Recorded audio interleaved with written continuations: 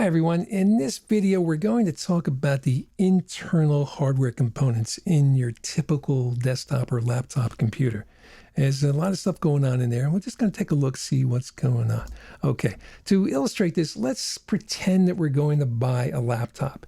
And if we were doing that, we have to choose which brand. And there's a bunch of brands out there. Some of you have these various computers.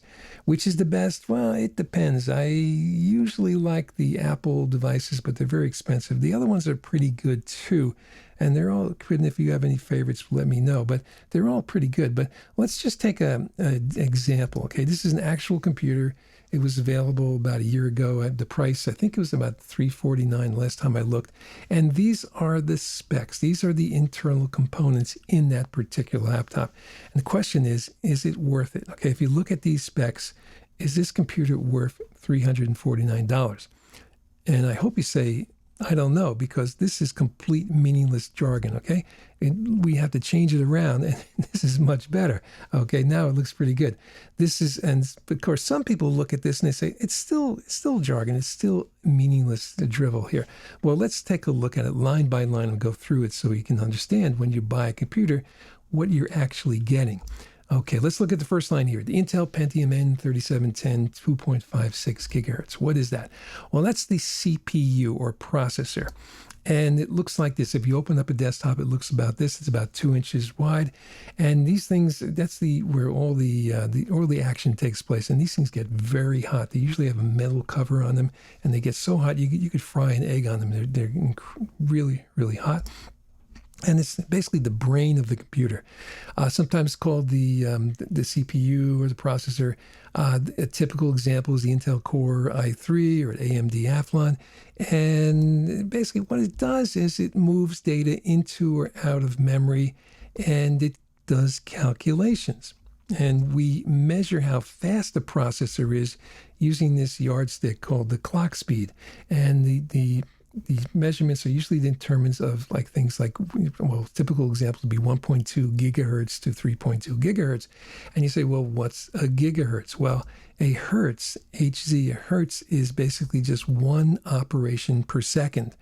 And I think we have such big numbers in computers, one operation per second doesn't really cut it. So we have to look at thousands or millions or billions. And if we say thousands, that's a kilo, of course, like kilometer. And so we have things like 700 kilobits per second. And in millions, we have mega. Okay, that's easy to remember, millions mega. And billions, okay, for some reason they call that giga. I can think of like gigantic, okay, big giga for billions. So 2.6 billion hertz there. Trillions, we go to tera. Okay, and that's fairly easy to remember, trillions and tera. Terabyte is approximately 2 trillion bytes. And we don't actually use things like quadrillions, but big companies and the government does, and they call them peta, so like petabytes, 150 petabytes. That big facility that Facebook that I showed you in the last video, that has something like 150 petabytes of information there. Huge amount of information. Okay, now there's a thing called Moore's Law in processors. And basically what that is that every 18 months, the new processors will approximately double in speed.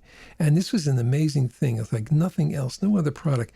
Every 18 months, things got twice as fast.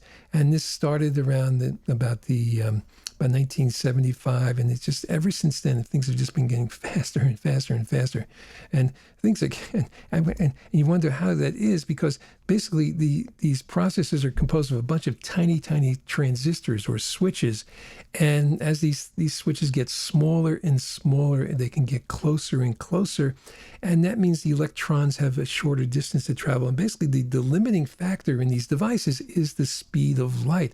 That determines how fast these electrons go. So as the switches get closer and closer, the processor gets faster and faster. Okay, now we're reaching a speed limit here. We around about 2005, they had trouble. They couldn't get it any faster. They're reaching, the limits to how close these things can get, and so it also causes tremendous heat. So what they're doing instead of going faster and faster and faster, what they're doing is they're basically putting processors together. So you have two processors on one chip, or four, or 8 or 16, and it just gets really, it's basically like having 2 or 4 people doing a job because it gets done a lot faster.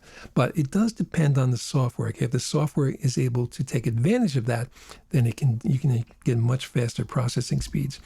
Okay, who manufactures these things? Well, there's many companies that make memory chips, but there's only 2 companies that make processors. There's Intel and AMD. Okay, only 2 companies. Intel was the original company, and then they one year they were swamped. They couldn't produce enough chips, so they farmed it out to AMD, and AMD. Some sleight of hand, they were able to get hold of the permission to make chips. So now they can compete with Intel.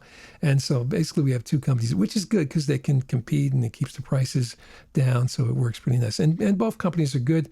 The chips from either company is very good and fast. And if we just look at Intel, basically you've got a bunch of different products that it sells. And as you can see, the I factor gets bigger and bigger. The speed gets better and better as well. Okay. Now, so what's the best processor in this particular group here? Okay. Well, if you look through, basically, well, you see i7, of course, was good. It's a quad core, meaning it can do 4 things at once. And 2.4 gigahertz is pretty good. It's not the fastest speed listed here, but it's pretty good because you have quad core. You have 4 processors working at 2.4 gigahertz, which is pretty good. Okay. All right, good. So that's a good one there. All right.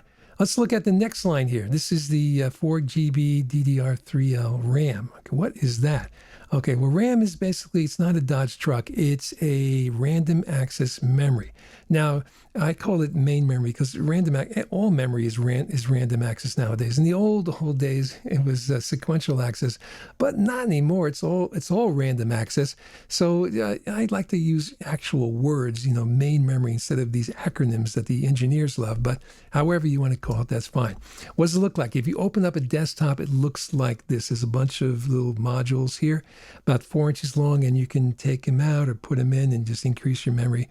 And you can basically, the key thing about it is it's temporary. Okay, it stores the data just for a temporary amount of time. It's very fast and it's expensive, but it just stores things for a short amount of time. Size ranges from 256 megabytes up to 16 gigabytes in a computer nowadays.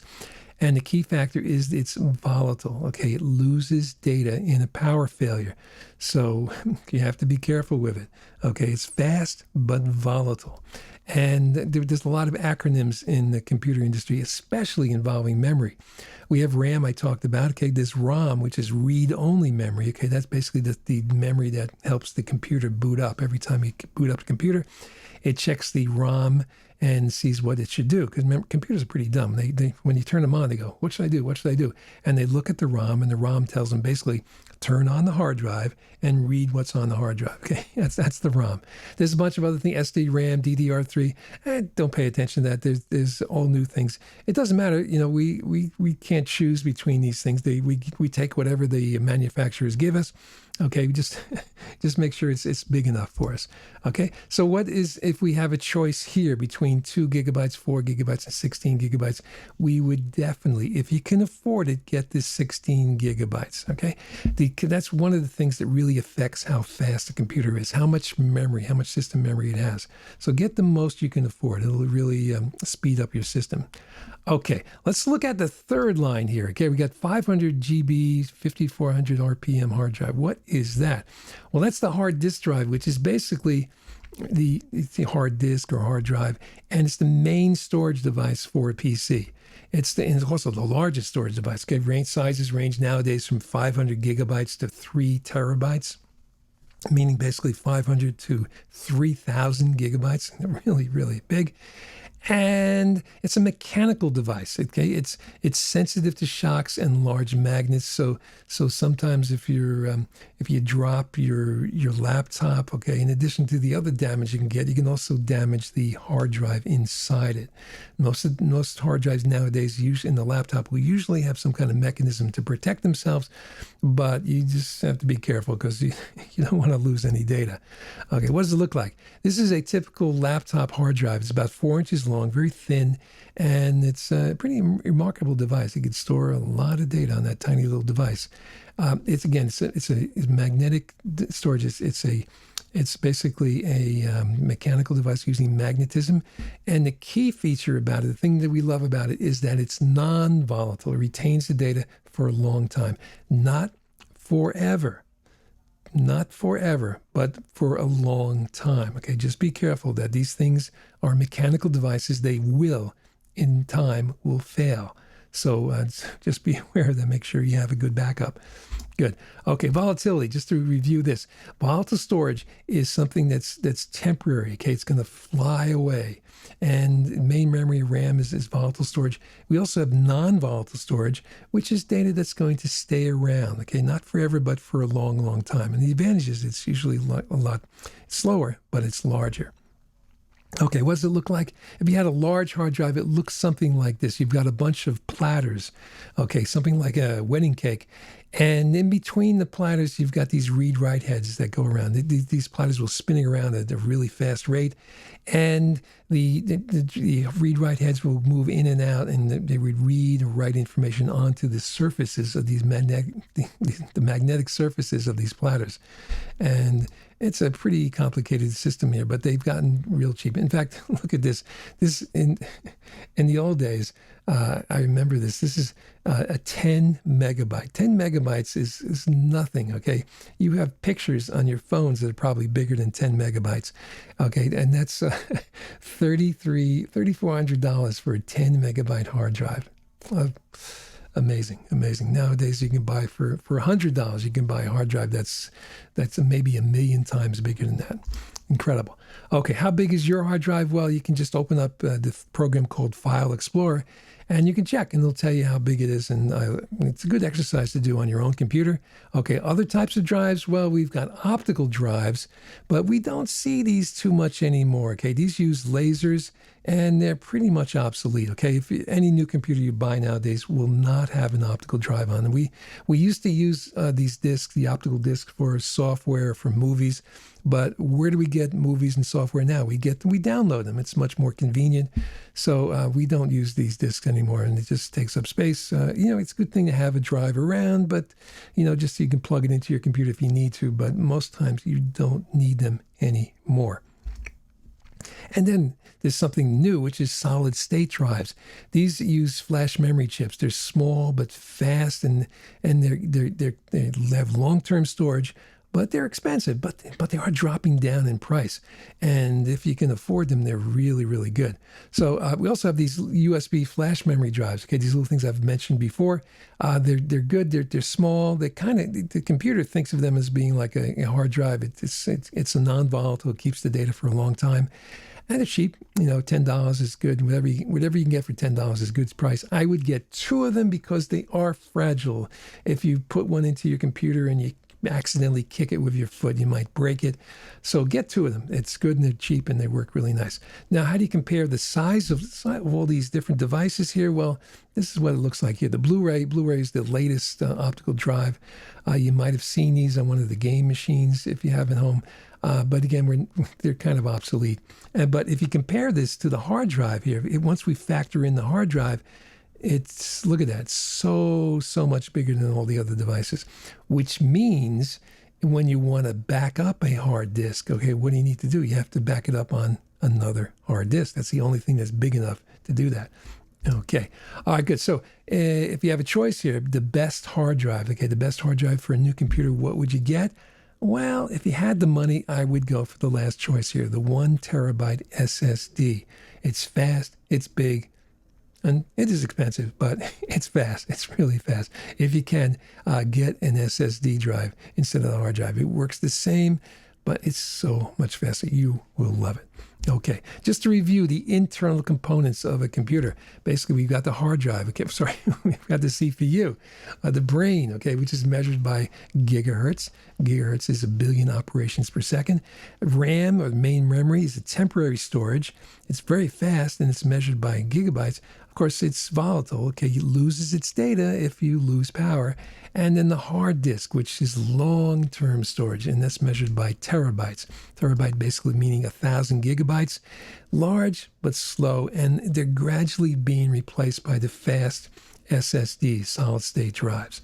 Okay, good. So that's for the internal components. Our next video will look at the external components.